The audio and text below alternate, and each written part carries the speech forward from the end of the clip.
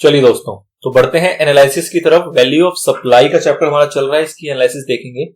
तो मोटा मोटा आपको ये समझ में आया कि वैल्यू ऑफ सप्लाई जो है वो दो तरीके से निकाली जा सकती है, मतलब दो उसकी कैटेगराइजेशन है। पहला कैटेगरी है जिसके अंदर हम सेक्शन 15 की मदद लेते हैं, और दूसरी कैटेगरी वो है जहां पे हम उसके रूल्स की मदद लेते हैं। ठीक है, तो सेक्शन 15 जो है उसका सबसेक्शन नंबर 1, 2, 3 वो एक सिचुएशन में आपको कैलकुलेट करके दिखा देगा कि वैल्यू ऑफ सप्लाई क्या होता है। लेकिन अगर सबसेक्शन नंबर 4 और 5 की बात करें तो वो कहता है जी हमारे बस की नहीं है, हम तो जाएंगे किसकी मदद से लेंगे, रूल्स की मदद लेंगे, और उसके बाद हम कैलकुलेट करके दिखा पाएंगे। ठीक है, ये मोटी मोटी इसकी ब्रॉड कैटेगराइजेशन थी। The CGST law has different provisions for determining the value of supply of the goods and services in the following situations. कौन कौन सी? Supplies made solely for price in money, monetary consideration to unrelated person. तो ये दो category अगर ये situation होगी तो उस केस में हम सबसेक्शन 1 की मदद लेंगे of section 15। Supplies made solely for non monetary consideration हो सकता है, पूरा का पूरा नॉन मॉनेटरी, और for part monetary consideration and part non monetary consideration ऐसा भी सिचुएशन हो सकता है, और इन्वॉल्विंग एडिशनल कंसिडरेशन ऐसा भी हो सकता है, और टू रिलेटेड पर्सन और for specific class of supply. ये स्पेसिफिक क्लास ऑफ सप्लाई समझ पा रहे हो, जो नोटिफाइड की बात कर रहा था हमारा सबसेक्शन नंबर 5। ठीक है, तो subsection number 4 and 5 of the section 15 read with the chapter 4 determination of the value of supply of CGST rules. तो इसके साथ जब हम इसको रेफर करेंगे तो जाके हमें इन सिचुएशन में पता लगेगा, जो कि हमें फिलहाल पढ़ना नहीं है, ये अपने को पढ़ना है कहां पे, फाइनल लेवल पे चल के। ठीक है, चलिए जी, तो अगर सबसेक्शन 1 को देखें तो उसके अंदर हमें सबसे पहला जानने की जरूरत पड़ी कि भैया ये अनरिलेटेड और रिलेटेड से बात बदल जा रही है। तो सबसे पहले हमने उसके अंदर जानना चाहा एक्सप्लेनेशन के अंदर किसको, कि रिलेटेड पर्सन का क्या मतलब है। तो रिलेटेड पर्सन के लिए क्या बताया गया कि पर्सन इंक्लूडिंग लीगल पर्सन। तो ये भी हमें एक अलग से वहां पे लिखा हुआ था कि भैया पर्सन के अंदर आपको लीगल पर्सन को भी लेके चलना है। उसको हम रिलेटेड पर्सन मानेंगे कब, जब सच पर्सन्स आर ऑफिसर्स या directors of one another business. इसमें ज्यादा एक्सप्लेनेशन की जरूरत नहीं है, जस्ट हम अभी पढ़ के आए हैं तो इसलिए ज्यादा आपको एक्सप्लेन यहां पे करके चलूंगा नहीं। Such persons are legally recognised partners अगर बिजनेस के, तो वो पर्सन भी क्या कहलाएंगे, रिलेटेड पर्सन्स। एम्प्लॉयर एम्प्लॉय जो है वो रिलेटेड पर्सन्स कहलाएंगे हमारे। थर्ड पर्सन कोई भी ऐसा है जो कि दोनों जो हमारी सप्लायर और रिसिपिएंट एंटिटी है उसके अंदर मोर देन 25% का स्टॉक या शेयर्स होल्ड करता है, तो वो पर्सन भी हमारे क्या कहलाएंगे, रिलेटेड पर्सन। उसके बाद one of them controls to other directly indirect, तो वो भी हमारा रिलेटेड है। A third person controls both of them, तो वो भी हमारा क्या है, रिलेटेड पर्सन है। और सच पर्सन्स टुगेदर कंट्रोल अ थर्ड पर्सन, तो वो भी क्या है, रिलेटेड पर्सन। तो बेसिकली आपको अगर ध्यान हो तो इन चारों चीजों को हमने एग्जांपल के थ्रू पीछे समझ लिया था कि ये कैसे कैसे इसकी सिचुएशन बनेगी जो कि आपस में रिलेटेड पर्सन कहलाएंगे हमारे। ठीक है,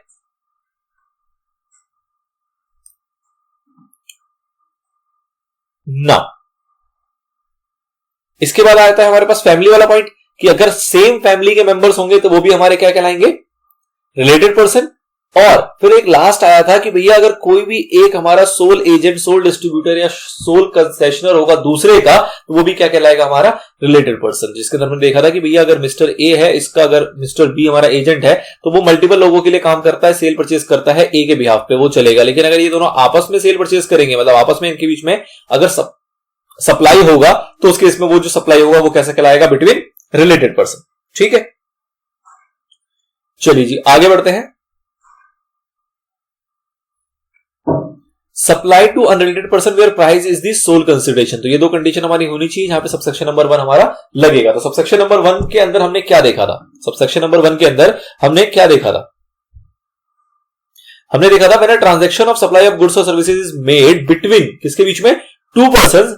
पर्सन की डेफिनेशन हमने देख ली, who are not related to each other. ठीक है sir, and price is the sole consideration. ये दो कंडीशन होगी तो हमारा वो ट्रांजैक्शन वैल्यू वहां पे निकल के आ जाएगा कि भैया ट्रांजैक्शन वैल्यू जो है वो इस सिचुएशन में निकल के आएगा।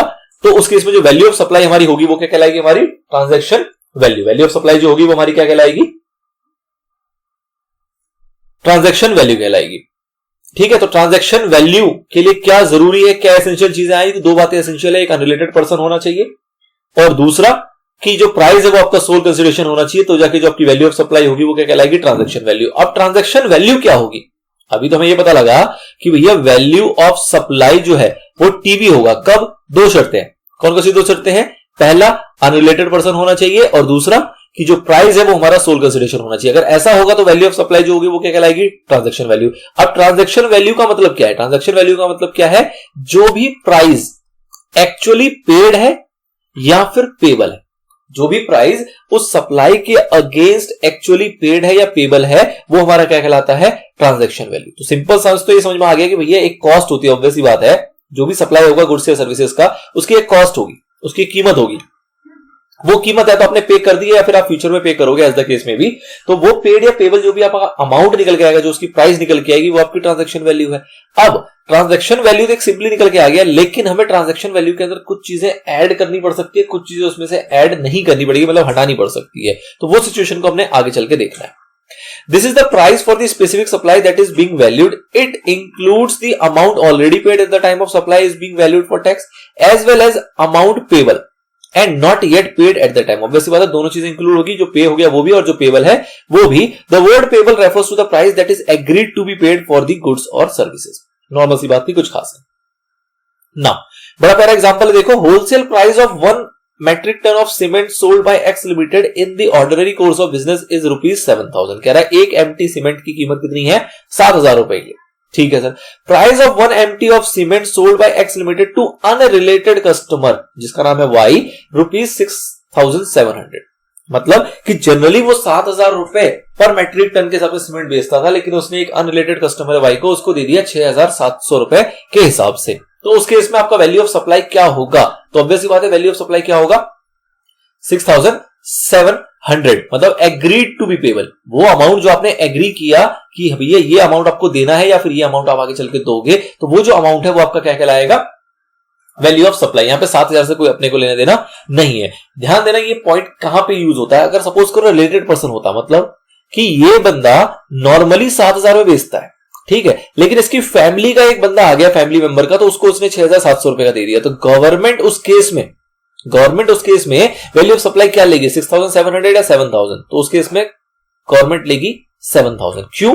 क्योंकि भैया तुमने अपने रिलेटेड होने के वजह से उसको सस्ता दिया है, मतलब कि तुम सरकार से टैक्स चुराना चाह रहे हो, तो इसलिए इस सस्ते वाले प्राइस को इग्नोर करते हुए हमें 7,000 प्रिज्यूम करके चलना पड़ता है।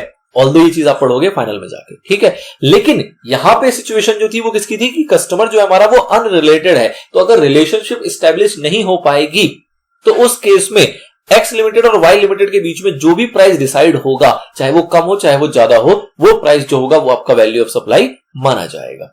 ठीक है, चलिए जी आगे बढ़ते हैं।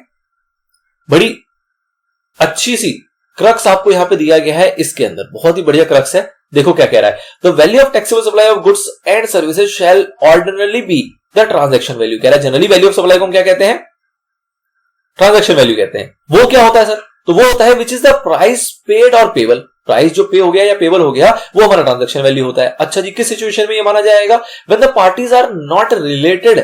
पार्टी क्या नहीं होनी चाहिए, रिलेटेड नहीं होनी चाहिए, condition number 1, and price is the sole consideration, condition number 2। तो ये जनरली आपको सबसेक्शन 1 की पूरी परिभाषा दे गया है यहाँ पे बहुत ही बेहतरीन तरीके से ना। सेक्शन 15 के आगे की बात क्या कह रहा है कि फर्दर इलेबोरेट्स वेरियस इंक्लूजन, मतलब सबसेक्शन नंबर 2, एंड एक्सक्लूजन मतलब subsection number 3 from the ambit of transaction value. मतलब कि सबसेक्शन 1 में जो आपने ट्रांजैक्शन वैल्यू निकाला, इसके अंदर कुछ चीजें प्लस होंगी, कुछ चीजें माइनस भी होंगी सबसेक्शन नंबर 2 और सबसेक्शन नंबर 3 के हिसाब से। For example, the transaction value shall not include discount allowed subject to certain conditions. मतलब कि भैया ट्रांजैक्शन वैल्यू के अंदर हम डिस्काउंट को इंक्लूड नहीं करते हैं, उसको हमें माइनस करके चलना होता है, एक्सक्लूड करके चलना होता है। ऐसा कौन कहता है, सबसेक्शन नंबर 3 एक्सक्लूजन वाला। ठीक है, चलिए तो ये चीज हमें देखनी है अगले पार्ट में। पहले शुरू करते हैं सबसेक्शन नंबर 2 जिसके अंदर बात करेंगे हम इंक्लूजन्स की। तो आपको पता है कितने इंक्लूजन्स आपके पास आए थे, आपके पास 5 कैटेगरी के अंदर इंक्लूजन्स आए थे, आपके 5 क्लॉजेस थे सबसेक्शन नंबर 2 के अंदर जो कि इंक्लूजन की बात करते थे। उसके अंदर सबसे पहला क्लॉज किसका था, टैक्सेस ड्यूटीज का। पहला क्लॉज किसका था, टैक्सेस ड्यूटीज का, other than obviously CGST, SGST, UT GST या फिर GST compensation cess if charge separately. मतलब इनके अलावा जिस जीएसटी एक्ट पे हम पढ़ रहे हैं उसके अलावा अगर कोई और टैक्स, ड्यूटी, सेस, फीस वगैरह लगाई गई है और वो अलग से चार्ज किया जा रहा है तो वो आपका इंक्लूड होगा। एग्जांपल था इसका म्युनिसिपल टैक्स। ठीक है सर।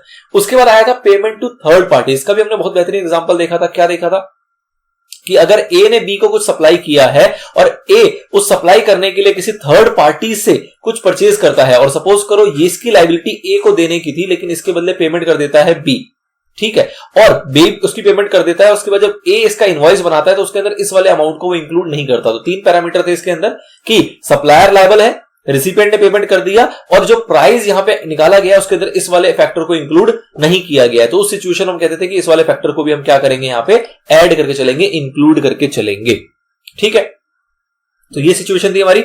तीसरा इसके अंदर आया था इंसिडेंटल एक्सपेंसेस, जैसे कि कमीशन और पैकिंग की बात की गई थी। तो अगर ये भी चार्ज किया जा रहा है रिसिपिएंट से तो ये भी आपका इंक्लूड होगा वैल्यू ऑफ सप्लाई के अंदर, और इसी सी के अंदर का ही पार्ट है, ये दोनों सी का ही पार्ट है कि उसके अलावा कोई और भी अमाउंट अगर चार्ज किया जा रहा है सप्लायर के द्वारा किसी भी काम के बदले, कुछ भी ऐसा काम जो सप्लायर ने किया है in respect of supply of goods और सर्विसेज, जो मेन हमारा सप्लाई ऑफ गुड्स या सर्विसेज का काम हो रहा है उससे रिलेशन में अगर कोई भी सर्विस, कोई भी काम, कुछ भी एक्टिविटी करके दी है सप्लायर ने, किसको, रिसिपिएंट को, और उसके लिए कोई भी अगर अमाउंट चार्ज किया है तो वो जो भी अमाउंट चार्ज किया होगा वो आपका वैल्यू ऑफ सप्लाई का पार्ट बनेगा, ठीक है। इसके बाद हमने क्लॉज इसका डी देखा था जिसके अंदर बात हुई थी इंटरेस्ट की, लेट फी की, पेनल्टी की। तो भैया डिलेड पेमेंट के केस में जो भी interest, late fee, penalty charge करता है सप्लायर रेसिपिएंट से, वो भी हमारा वैल्यू ऑफ सप्लाई का पार्ट बनता है। ऑल्दो आपको ध्यान है इसके लिए टाइम ऑफ सप्लाई वाली बात, टाइम ऑफ सप्लाई वाली बात में आपने क्या देखा हुआ है कि ये जो अमाउंट है इंटरेस्ट, लेट फी, पेनल्टी का, ये जब सप्लायर को रिसीव हो जाता है, टाइम ऑफ सप्लाई उसका वो डेट मानी जाती है जिस डेट पे उसको रिसीव हुआ, मतलब जीएसटी पे करने के लिए वो उसके बाद ही लायबल होता है। लेकिन अभी हम देख रहे हैं वैल्यू ऑफ सप्लाई, तो क्या वैल्यू ऑफ सप्लाई में इंक्लूड होगा कि नहीं होगा? बिल्कुल होगा। क्या इसके ऊपर जीएसटी पे किया जाएगा, नहीं किया जाएगा? बिल्कुल किया जाएगा। और लास्ट हमारा क्लॉज नंबर ई, जिसके अंदर मैंने बात की थी सब्सिडीज की, वो वाली सब्सिडी जो कि डायरेक्टली लिंक्ड होनी चाहिए प्राइस से, और other than subsidies given by the state या central government.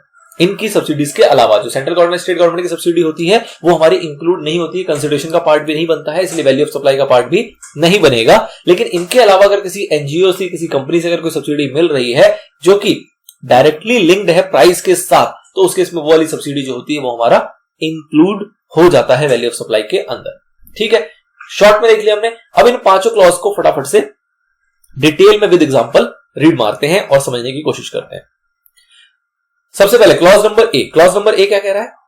Clause number A क्या कह रहा है? Any taxes, duties, cess, fees charge levied under any law for time being in force except, किसको छोड़ के? तो हम जीएसटी वाली बातों को छोड़ के, CGST act, SGST act, UTGST act and the GST compensation to states act if charge separately by the supplier. अगर सप्लायर इन सारे टैक्सेस, ड्यूटीज को अगर चार्ज करता है, अलग से सेपरेटली अगर चार्ज करता है, are includable in the value of supply. In case of inter state sale liable to IGST, the value of supply will include taxes other than IGST. Obvious बात है, जीएसटी एक्ट के तहत जो भी आपके टैक्सेस लग रहे हैं उसको छोड़ के उसके अलावा अगर कोई टैक्सेस हैं तो उसको इंक्लूड करेंगे। And the GST compensation in terms of third provision of section 20 of the IGST act, ठीक है। तो सिंपल सी बात आपको समझ में आ गई थी कि जीएसटी एक्ट और इसके रिलेटेड जितने भी प्रोविजंस हैं उनमें जो टैक्सेस है उनको छोड़ के अगर कोई भी टैक्स, फीस, पेनल्टी वगैरह अगर ऐड किया जा रहा है, चार्ज किया जा रहा है, तो उसको हम ऐड करके चलते हैं। इसका इन शॉर्ट मीनिंग क्या निकल के आया था कि in effect all the taxes, duties etc which are not subsumed in GST form, मतलब कि वो सारे टैक्सेस, ड्यूटी जो अभी भी जीएसटी के दायरे से बाहर है, जीएसटी के अंदर सबस्यूम नहीं किए गए, form part of the taxable value, उनको हम अलग से टैक्सेबल वैल्यू में जोड़ के चलते हैं for the purpose of levying GST. For instance, if a supplier of goods pays municipal tax in relation to the goods being supplied and charges the same separately, मतलब कि अगर सप्लायर को municipal tax पे करना पड़ा और वो अलग से चार्ज कर रहा है, सेपरेटली चार्ज कर रहा है रेसिपिएंट से, तो वो टैक्स जो होगा will form part of the value of supply. ये जो म्युनिसिपल टैक्स है ये भी वैल्यू ऑफ सप्लाई के अंदर इंक्लूड होके चलेगा। नाउ वेरी इंपॉर्टेंट जिसके अंदर आप गलती करने के मतलब कर सकते हो गलती, वो वाला पॉइंट है आपका टीसीएस। अब टीसीएस क्या होता है? तो टीसीएस क्या होता है कि इनकम टैक्स के अंदर आपने ऑलरेडी पढ़ा हुआ है बट एक हल्का सा मैं इस पर रोशनी डाल रहा हूं कि इनकम टैक्स के अंदर सपोज करो ए के ऊपर है प्रोविजन टीसीएस का एप्लीकेबल, तो ए के ऊपर अगर टीसीएस का प्रोविजन एप्लीकेबल होगा तो इसका मतलब ये है कि अगर ए सामान बेचेगा सपोज बी को, तो वो सामान वो 100 रुपीज का बेचता है और साथ ही में उसको कहा जाता है कि तुमको इसके ऊपर 2% का टीसीएस भी कलेक्ट करना है, मतलब उसको बी से 102 रुपए लेने हैं और ये जो 2 रुपए एक्स्ट्रा लिए हैं ये 2 रुपए उसको इनकम टैक्स डिपार्टमेंट को देने होंगे। ठीक है, ये दो उसको इनकम टैक्स को डिपार्टमेंट को देने होंगे, जो कि टीसीएस आपका कहलाता है। ठीक, अब जो हम अभी प्रोविजन पढ़ रहे हैं वो हम ये पढ़ रहे हैं कि कोई भी टैक्सेस, कोई भी ड्यूटीज वगैरह होगा तो वो जीएसटी का पार्ट बनेगा। हमने देखा कि वो हमारा वैल्यू ऑफ सप्लाई के अंदर इंक्लूड होगा तो उसके ऊपर जीएसटी हमारा लगाया जाएगा, लेकिन ऐसा टीसीएस के अंदर नहीं है। ऐसा टीसीएस के अंदर नहीं है। मतलब इसको अगर हम लिटरली अगर समझ के चलेंगे तो उस हिसाब से हम तो ये जो टीसीएस कलेक्ट कर रहे हैं 102 रुपए, तो हम क्या बोलेंगे, 100 रुपए का गुड्स था, 2 रुपए का टीसीएस कलेक्ट किया, तो 2 रुपए जोड़ेंगे तो आपका वैल्यू ऑफ सप्लाई जो आप बोलोगे 102 रुपए। अब अगर इसके ऊपर जीएसटी 18% निकालना है तो आप 102 के ऊपर निकालोगे, जो कि गलत है, जो कि गलत है। टीसीएस जो आपका है वो एक इनकम टैक्स एक्ट की एक कंप्लायंस प्रोविजन है। क्या है? एक कंप्लायंस प्रोविजन, जो कि इनकम टैक्स एक्ट जो होता है वो सिलेक्टेड लोगों के ऊपर इंपोज करता है कि भैया तुम्हें कंप्लाई करना पड़ेगा टीसीएस प्रोविजन के द्वारा, जिसके अंदर तुम जिन लोगों को भी सामान बेचोगे उस पर टैक्स कलेक्ट करोगे और हमें जमा करोगे। ठीक है, अब वो जो टैक्स जमा किया जा रहा है वो बेसिकली क्या है, वो बी के लिए क्या है, वो इनपुट टैक्स क्रेडिट। मतलब कि जिससे वो टैक्स लेके जमा किया गया है वो बी के लिए इनपुट टैक्स क्रेडिट है। तो मतलब कहीं ना कहीं वो एक कंप्लायंस चैनल है इनकम टैक्स का, एक कंप्लायंस चैनल इनकम टैक्स का, ताकि इनकम टैक्स को कोई चुरा ना सके। ठीक, लेकिन उसका इस वाले एरिया से जो हम अभी पढ़ रहे हैं इससे कोई लेना देना नहीं है। म्युनिसिपल टैक्स में ऐसा नहीं होता, टोल टैक्स में ऐसा नहीं होता, या और इस टाइप के कोई और टैक्सेस होंगे तो जो स्टेट लेवल के लगते हैं या म्युनिसिपल लेवल के लगते हैं, उसमें ऐसा प्रोविजन नहीं होता। इनकम टैक्स एक्ट का एक कंप्लायंस प्रोविजन है जिसके तहत वो जीएसटी टीसीएस जो है वो कलेक्ट किया जाता है। ठीक है, तो इसलिए अगर टीसीएस कोई कलेक्ट कर रहा है तो वो आपको इंक्लूड नहीं करना है। ऐसा नहीं कि आंखों में पट्टी बांधी और देखा जी अच्छा टैक्स कलेक्ट कर रहा है, इंक्लूड करो जी, बात खत्म, हमारी वैल्यू ऑफ सप्लाई का पार्ट वो बन जाएगा। ऐसा बिल्कुल भी नहीं है। टीसीएस जो है वो वैल्यू ऑफ सप्लाई के अंदर इंक्लूड नहीं किया जाएगा for the purpose of GST. The CBIC wide circular number this dated this amended white corrigendum dated this has clarified that for the purpose of determination of value of supply under GST, tax collected at source TCS under the provision of Income Tax Act 1961 would not be includable as it is an interim levy not having the character of tax। मतलब कि ये tax नहीं है, ये एक interim levy है, compliance का person है। इसको आप ऐसे समझ सकते हो कि हो सकता है कि ए ने इससे 2 रुपए लेके जमा कर दिया, कल को जब ये बी अपनी इनकम टैक्स रिटर्न फाइल करेगा, अपनी आईटीआर फाइल करेगा, तो ये जो 2 रुपए इसके बदले का जमा है उसका वो रिफंड भी ले सकता है। जरूरी नहीं है कि वो टैक्स ही है, वो टैक्स थोड़ा हुआ, वो तो एक कंप्लायंस के थ्रू इसको बांध दिया गया कि हाँ भैया तुम प्रोविजन के अंदर आ गए हो, तुम्हें अब कल को अगर लगता है कि तुम्हारा ये टैक्स नहीं बनता, तुम आईटीआर फाइल करके रिफंड भी ले सकते हो, और अगर टैक्स ज्यादा बनेगा तो तुम्हें वो पे भी करना पड़ेगा। मतलब कि at the time of TCS it is not decided कि whether it is a form of tax, मतलब ये फ्यूचर में चल के टैक्स की फॉर्म में आएगा या हमें ये रिफंड करना पड़ जाएगा, वो अभी हमारा डिसाइडेड नहीं है। तो इसलिए कहा जा रहा है it is a interim levy not having the character of tax. ये एक इंटरिम लेवी है जो कि फिलहाल लगा दिया गया टैक्स के फॉर्म में, लेकिन अभी इसको कैरेक्टर ऑफ टैक्स का नाम नहीं दिया जाएगा अनलेस अदरवाइज इसकी फाइनल रिटर्न आपकी फाइल नहीं हो जाती है। ठीक है, तो आई होप आपको क्लियर हो गया होगा कि टीसीएस जो है वो आपका इंक्लूडेबल नहीं होता है और टैक्सों की तरह आप उसको इंक्लूड करके नहीं चलोगे। चलिए जी, आते हैं क्लॉज नंबर बी के अंदर, जिसको हमने तमीज से समझा था।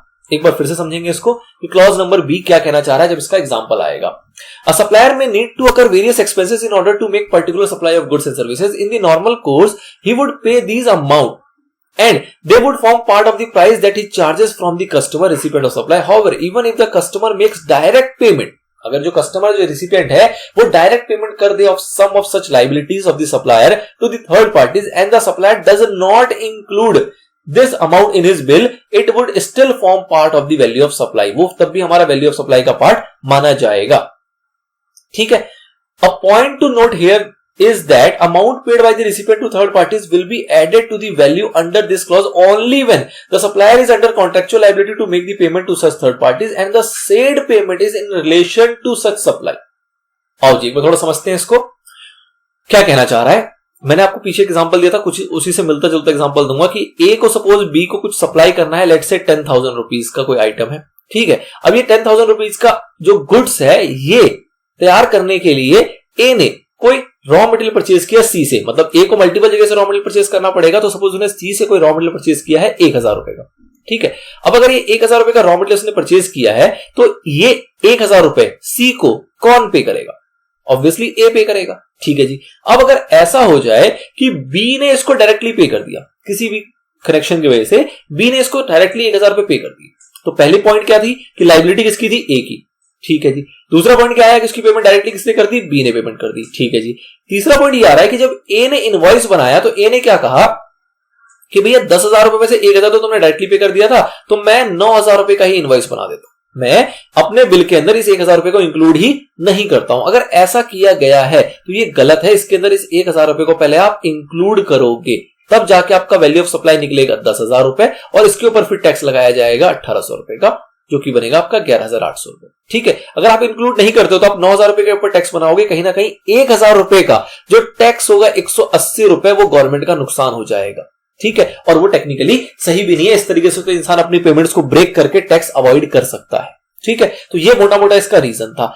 अब साथ में जो दूसरा कंडीशन ये कहा जा रहा है क्या कि भैया ऐसा ना हो कि ए कोई गुड्स ऐसे सप्लाई कर रहा था बी को 10,000 रुपए का, और जो 1,000 रुपए का इसने रॉ मटेरियल खरीदा था ये इसके लिए नहीं खरीदा था, ये किसी और काम के लिए खरीदा था, अपने पर्सनल काम के लिए खरीदा था लेट से।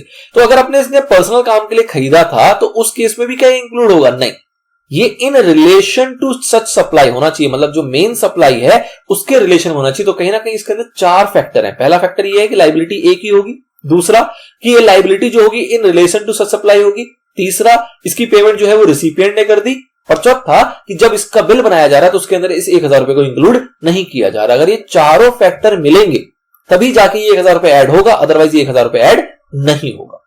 चलिए जी, आई होप क्लियर हो गया। यही एग्जांपल हमने पीछे भी लिया था। अब आपका मॉड्यूल देखो क्या एग्जांपल दे रहा है, ये भी बहुत बड़ी एग्जांपल है।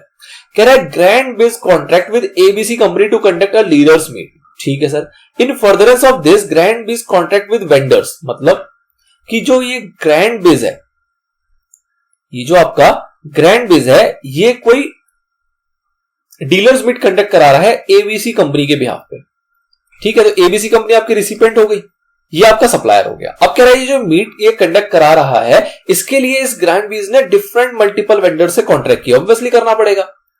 किसी से इसने कॉन्ट्रैक्ट किया है कि भैया तुम डिलीवर करोगे वाटर, कोई कह रहा है सॉफ्ट ड्रिंक, कोई ऑडियो सिस्टम, कोई प्रोजेक्टर लगाएगा, कोई केटरिंग की सर्विस देगा, कोई फ्लावर्स वगैरह। इस टाइप से इस ग्रैंड बेस ने मल्टीपल वेंडर से कॉन्ट्रैक्ट कर लिया।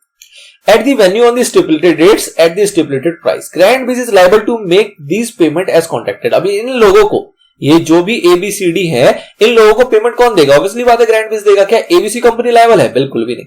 Now the supplier of soft drink suppliers want payment upon delivery. अब सपोज करो ए जो है ये आपका कोल्ड ड्रिंक का सप्लायर है और ये कह रहा है कि जैसे ही मैंने उस वेन्यू पे डिलीवर किया अपना कोल्ड ड्रिंक तो मुझे पैसे चाहिए। एबीसी कंपनी थी वहां पे, agrees to pay the bill raised by the soft drink vendor on grand bees on receiving the crates of soft drink. मतलब कि भैया इसके बिहाफ पे एबीसी कंपनी ने इस बंदे को पे कर दिया जैसे ही इसने जो भी कैरेट था सॉफ्ट ड्रिंक का वो डिलीवर किया और ये पैसे मांगने लगा तो ग्रैंड बीज के बिहाफ पे एबीसी कंपनी ने पे कर दिया। This amount is not build by grand बीज टू एबीसी। अब सपोज करो कि ये जो टोटल इनका कॉन्ट्रैक्ट था ये था 1 लाख रुपए का, ठीक है, और ये जो इसको पेमेंट की गई लेट्स से 10,000 रुपीज। तो कह रहे हैं क्या कि भैया जब ग्रैंड बीज ने फाइनल बिलिंग किया तो उसके अंदर इस 10,000 रुपए को वहां से हटा दिया, मतलब उसको बिल नहीं किया। कहीं ना कहीं उसने जो लाख रुपए लेने चाहिए थे उसने बिल बनाया 90,000 रुपए का, ठीक है sir. This amount is not billed by Grand Biz to ABC company. However, it would be added to the value of supply provided by Grand Biz to ABC company for the payment of the GST। तो ये तो आपका answer हो गया एक तरीके से। तो इसने एक ऐसा काम किया, तो क्या ये सही है गलत है? ऑब्वियसली बात है गलत है। क्यों? क्योंकि 10,000 रुपीज के ऊपर जो जीएसटी होगा वो गवर्नमेंट का लॉस हो गया। तो इसलिए आपका जो ये प्रोविजन है जो क्लॉज बी है वो आता है, वो कहता है कि भैया ऐसी सिचुएशन में आपको इसके अंदर ये 10,000 रुपीज ऐड करना पड़ेगा, फिर निकल के आएगा वैल्यू ऑफ सप्लाई और उसके ऊपर लगाई जाएगी आपकी जीएसटी, ठीक है। चलिए जी, तो सेम टू सेम था, हमारे एग्जांपल से मिलता जुलता ही था। सिचुएशन आपको आराम से क्लियर हो गई। अगला आता है क्लॉज सी।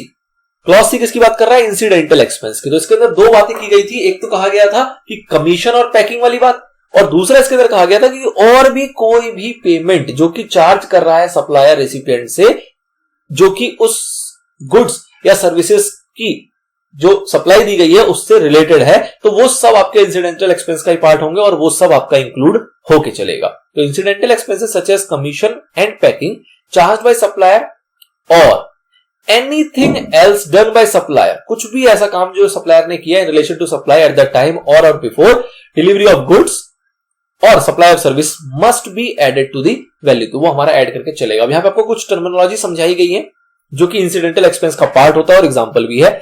सबसे पहला आ रहा है कमीशन। कमीशन का मतलब क्या होता है कि कई बार कमीशन जो है वो एजेंट को दिया जाता है और रिकवर किससे किया जाता है, बायर से किया जाता है। तो ऑब्वियस सी बात है वो आपका वैल्यू ऑफ सप्लाई का पार्ट बनेगा। जैसे कि ए और बी को मिलवाया है किसी सी ने, ठीक है, तो इस सी को कमीशन देना पड़ेगा। कौन देगा, सप्लायर देगा। लेकिन सप्लायर कहां, अपनी जेब से थोड़ा देता है। तो सप्लायर क्या करता है, ये जो कमीशन इसको सी को देना पड़ेगा ये चार्ज करता है किससे, रेसिपिएंट से, बी से। तो ऑब्वियस सी बात है ये जो कमीशन दिया जा रहा है इस एजेंट को, ये भी क्या होगा, आपका वैल्यू ऑफ सप्लाई का पार्ट बन के चलेगा। पैकिंग तो नॉर्मल सी बात है कि अगर चार्ज किया जा रहा है, कोई पैकिंग के चार्जेस लिए जा रहे हैं अगर सप्लायर के द्वारा रेसिपिएंट से, तो वो भी हमारा वैल्यू ऑफ सप्लाई का पार्ट बनेगा। इंस्पेक्शन और सर्टिफिकेशन चार्जेस, ये एनी अदर स्पेशल एक्टिविटी होगा या कोई भी ऐसे जो in relation to supply of goods या फिर सप्लाई ऑफ सर्विसेज है, जो कि सर्विस प्रोवाइड की जा रही है सप्लायर के द्वारा, किसको, रेसिपिएंट को, ठीक है। तो अब सपोज करो रेसिपिएंट ने कहा कि भैया इंस्पेक्शन करा के दो, सर्टिफिकेशन वगैरह करवा के दो, तो उस केस में उसके भी चार्जेस लिए जाएंगे, किसके द्वारा, सप्लायर के द्वारा। तो वो जो चार्जेस लिए जा रहे हैं वो भी आपका क्या होगा, वैल्यू ऑफ सप्लाई का part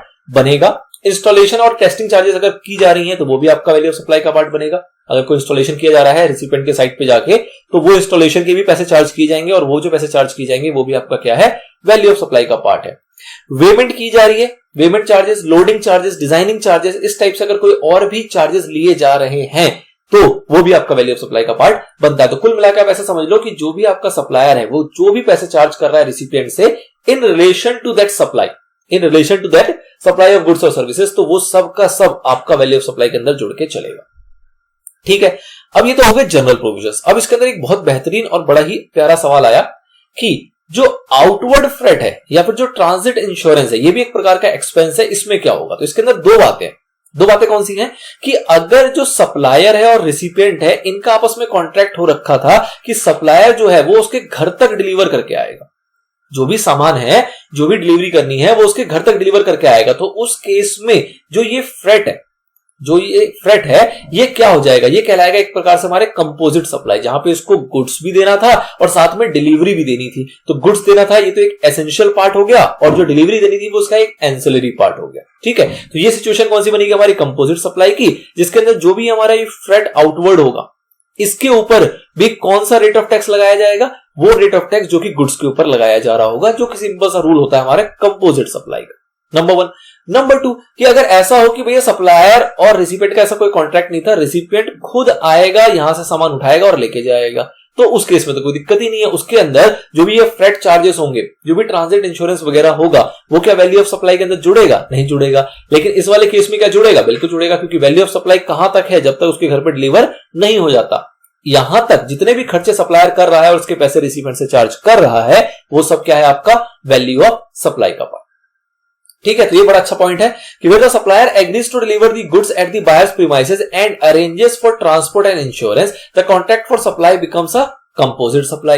The principal supply being the supply of goods. Principal supply क्या है हमारा, supply of goods. Therefore, outward freight and transit insurance become part of the value of composite supply, and GST is payable thereon at the same rate as on applicable for the relevant goods. मतलब कि अगर goods जो बेचा जा रहा है वो हमारा प्रिंसिपल सप्लाई है, अगर उस पर 5% का रेट लगता है, तो इस फ्रेट के ऊपर, इस ट्रांसपोर्टेशन के ऊपर भी आपका 5% का रेट लग के ही as a composite supply charge कर लिया जाएगा, और वो जो टोटल अमाउंट होगा वैल्यू ऑफ सप्लाई का पार्ट बन जाएगा। लेकिन किंतु परंतु if the contract for supply is on ex factory basis and where buyers pays the outward freight and insurance, the same will not be included in the value of supply. Obvious बात है कि buyer अगर खुद पे कर रहा है freight और इंश्योरेंस के खर्चे, खुद बियर कर रहा है, तो ऑब्वियस बात है वैल्यू ऑफ सप्लाई में क्यों जुड़ेगा वो।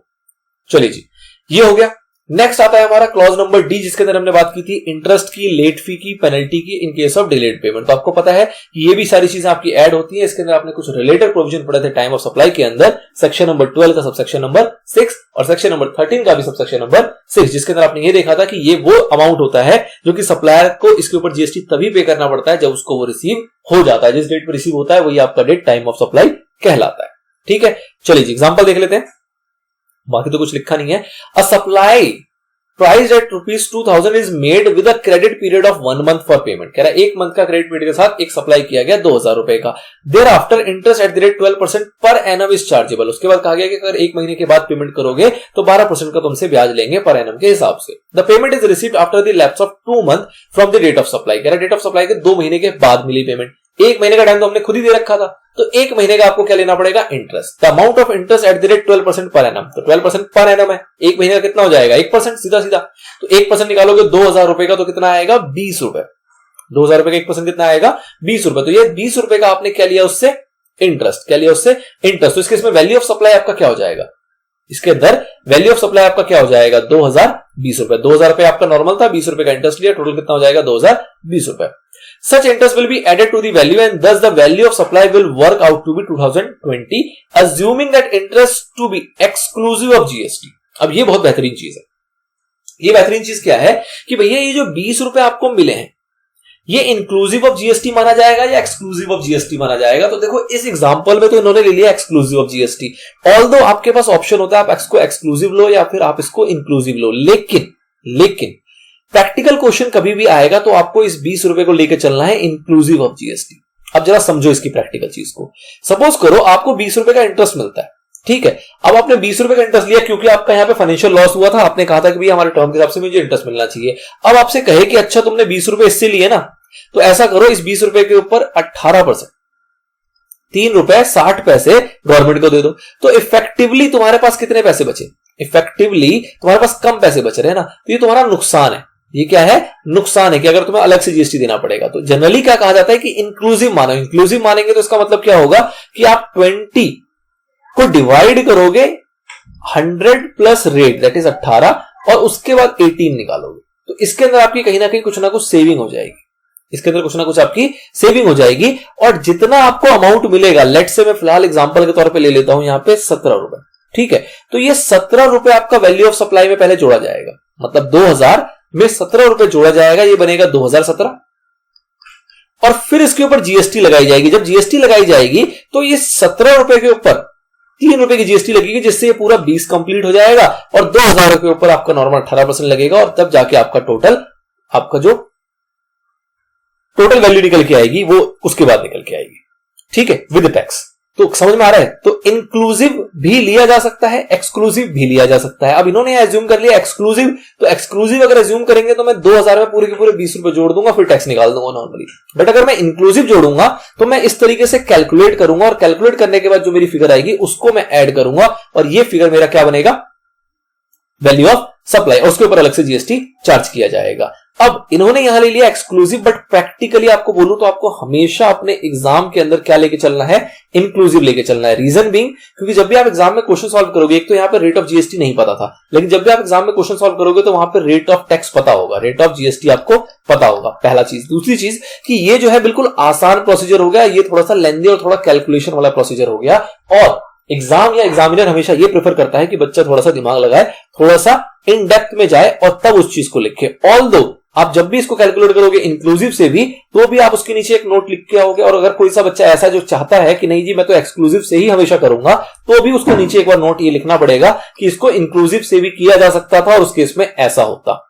और अगर आप इंक्लूसिव से कर रहे हो तो आप उसको ये नीचे नोट में लिखोगे कि इसको एक्सक्लूसिव से भी किया जा सकता था और उसको उसमें हम सिंपली इसको ऐसे ऐड कर देते, ठीक है। तो दोनों बातें आपको क्लियर करके आनी है। हमेशा मेरी सलाह यह है कि आपको करना है इंक्लूसिव और नोट लिखना है किसका, एक्सक्लूसिव का। चलिए जी आगे बढ़ते हैं।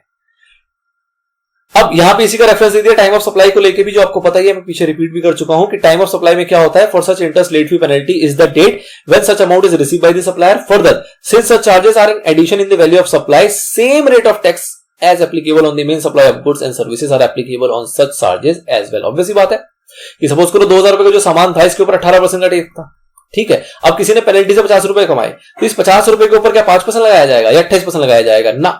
इस जो पेनल्टी या इंटरेस्ट के ऊपर रेट ऑफ टैक्स तो पता ही नहीं है, तो इस पे हम हमेशा कौन सा रेट ऑफ टैक्स लेके चलेंगे, जो भी इस प्रिंसिपल सप्लाई ऑफ गुड्स या सर्विसेज के ऊपर लग रहा होगा वही रेट ऑफ टैक्स इसके ऊपर भी लगाया जाएगा, जो भी इंटरेस्ट लेट फी या पेनल्टी होगी, ठीक है। इंक्लूसिव या एक्सक्लूसिव एज द केस में भी, लेकिन रेट ऑफ टैक्स वही होगा जो कि आपका प्रिंसिपल सप्लाई ऑफ गुड्स या सर्विसेज के ऊपर लग रहा होगा। चलिए जी ये बात भी खत्म होती है।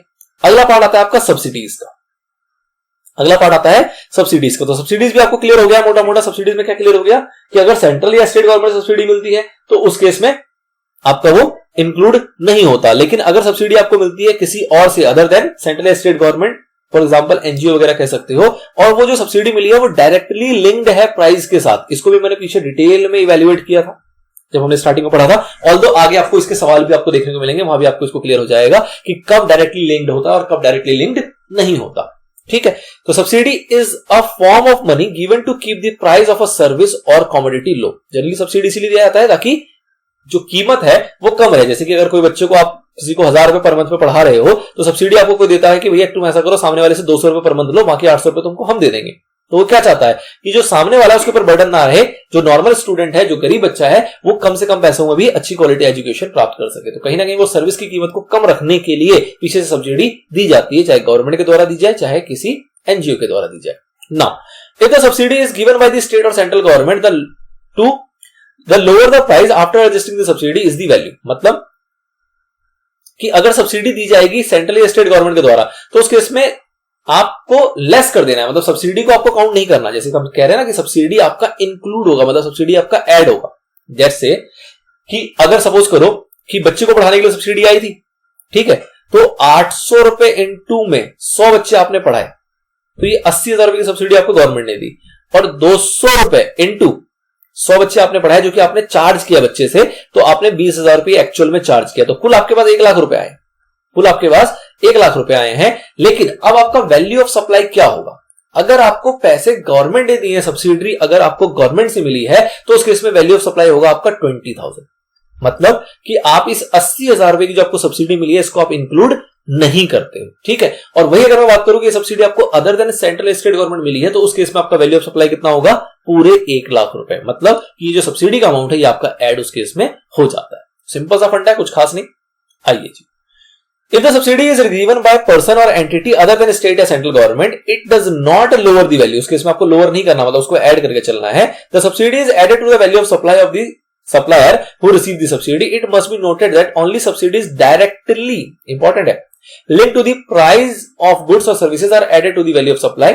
Blanket subsidy किसी ने दे दी, donation received are not includable in the value. Important है, इसके ऊपर एग्जांपल मैंने दिया था कि अगर हर बच्चे को पढ़ाने के लिए 800 रुपए के हिसाब से कोई सब्सिडी आपको दे रहा है, कोई एनजीओ दे रहा है, तो वो directly link to the price है। लेकिन अगर कोई एनजीओ ऐसा है जो आपको सीधा 50,000 रुपए देता है और कहता है जी लमसम सब्सिडी है, आप 1,000 बच्चे पढ़ाते हो, कम रेट में पढ़ाते हो, आप अच्छा काम करते हो, तो हम आपको 50,000 रुपए की सब्सिडी देते हैं या डोनेशन देते हैं। तो इस टाइप से अगर कोई लमसम में दे रहा है या ब्लैंकेट सब्सिडीज को कहते हैं, तो वो आपका वैल्यू ऑफ सप्लाई में इंक्लूड नहीं होता है। लेकिन अगर वो directly link to the price होगा तभी जाके वो इंक्लूड हो पाएगा। तो इसका एक बहुत इंपॉर्टेंट एसेंस है, जब आप सवाल करेंगे तो इस पे आपको ध्यान रखना है। ठीक है, चलिए जी एग्जांपल देखते हैं। The selling price of a notebook is 50 rupees. बहुत बढ़िया। For notebooks sold to students in government school a company uses a CSR fund. ठीक है, कॉर्पोरेट सोशल रिस्पॉन्सिबिलिटी वाला फंड कंपनी यूज कर रही है to pay the seller ₹30 so that the students pay only 20 per notebook. मतलब कि उस company को कहा गया जो नोटबुक दे रही थी कि भैया तुम गवर्नमेंट स्कूल्स में जब नोटबुक को दोगे तो वहां पे बच्चों से सिर्फ 20 रुपए चार्ज करना, और जो 30 रुपए है पर बुक का वो कंपनी पे करेगी अपने CSR फंड से। ठीक है sir. The value of the notebook will be ₹50। अब इस केस में क्या होगा, ये 30 रुपीज को वैल्यू ऑफ सप्लाई में जोड़ोगे कि नहीं जोड़ोगे? तो ये गवर्नमेंट तो दे नहीं रही, कोई कंपनी दे रही है अपने CSR फंड से, तो ये 30 रुपए जो सब्सिडी से मिल रहा है और 20 रुपए जो बच्चे से लिया जा रहा है, तो कुल मिला के वैल्यू ऑफ सप्लाई आपका 50 रुपए यहां पे कहलाएगा। S This is a non-government subsidy if the same subsidy is paid by the central government या state government। अगर ही सब्सिडी 30 रुपए की गवर्नमेंट से आ रही होती तो उस केस में जो नोटबुक की वैल्यू ऑफ सप्लाई मानी जाती है वो कितनी मानी जाती है? ₹20। ठीक है, लेकिन इस केस में नॉन गवर्नमेंट सब्सिडी है तो उस केस में आपको यहाँ पे जो सब्सिडी का अमाउंट होगा वो वैल्यू ऑफ सप्लाई के अंदर जोड़ के चलोगे आप। आई होप क्लियर है आपको। पांचों इसके जो क्लॉजेस थे वो अच्छे समझ में आ गए होंगे आपको। सेक्शन 15 का सबसेक्शन 1 क्लियर हो गया, सेक्शन 15 का सबसेक्शन 2 क्लियर हो गया, और इसके अंदर के पांचों क्लॉज क्लियर हो गए होंगे इन डेप्थ। ये क्लॉज आपको याद रखने, क्लॉज वाइज पॉइंट याद रखने, ताकि जब एग्जाम में जब आप कोट करो तो आपकी डिफरेंट प्रेजेंटेशन निकल के आएगी और आपके पास एक अच्छा कॉन्फिडेंस आएगा अपने आंसर को लिखने का। ठीक है, चलिए जी। तो एक्सक्लूजन और रिमेनिंग जो छोटा मोटा एरिया रह गया उसको कवर करते हैं एक ब्रेक के बाद। लेते हैं छोटा सा break. Till then stay safe and stay healthy.